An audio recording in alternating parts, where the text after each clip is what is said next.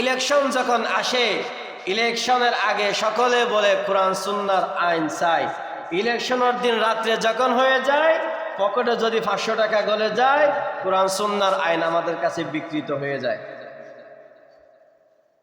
ওই জন্য সুবর্ণ সুযোগ সামনে আমাদের আসতেছে, সুবর্ণ সুযোগ সামনে আমাদের আসতেছে যে যদি স্বৈরাচারের মতো বাংলাদেশে দ্বিতীয় স্বৈরাচার স্থাপিত করতে না চান, তাহলে আমাকে আপনাদেরকে অবশ্যই ইসলামী দলকে সমর্থন করতে হবে।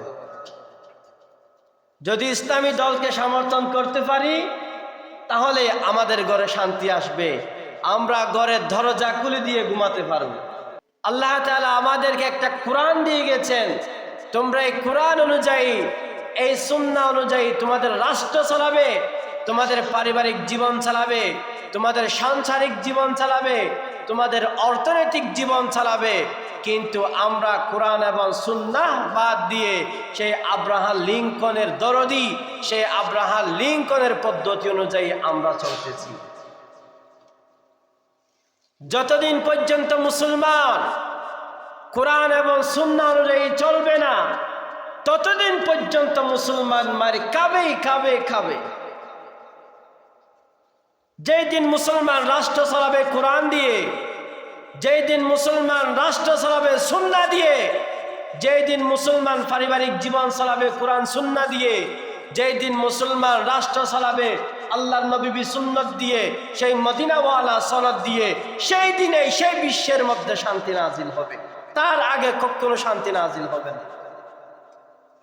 এখন পুরো বিশ্বে নাজাহাল পরিস্থিতি হওয়ার অন্যতম কারণ হচ্ছে আমরা আমাদের মডেলকে ভুলে গিয়েছি। আমাদের মডেল কি? আমাদের মডেল হচ্ছে কোরআন এবং সুন্নাহ। আমরা কোরআন এবং সুন্নাহ পদ্ধতিতে রাষ্ট্র চালানোর ক্ষেত্রে গিয়ে আমরা রাজি নয়। আমরা আব্রাহাম লিঙ্কনের বিশ্বের ব্যক্তিত্বের বানোয়াটু পদ্ধতি দিয়ে আমরা রাষ্ট্র চালাতে বেশি ভালোবাসি। ওই জন্য মুসলমান রন্দে রন্দে আনাচে কানাচে মারি কাচ্ছে খাবে। যতদিন মুসলমান সোজা হবে না, যতদিন মুসলমান কোরআন সুন্নাহর পথ ধরবে না, ততদিন পর্যন্ত মুসলমান মারি খাবে। ওই জন্য বিশ্বের যুদ্ধ থেকে আমাদেরকে একটা মেসেজ দেয়, এই বিশ্বযুদ্ধ আমাদের একটা মেসেজ দেয়। কি মেসেজ দেয়? রাষ্ট্র যদি পরিচালনা করতে হয়, কোরআন সুন্নাহর আইন দিয়ে রাষ্ট্র পরিচালনা করতে হবে, না হয় মুসলমান নির্যাতিত নিপীড়িত হবে।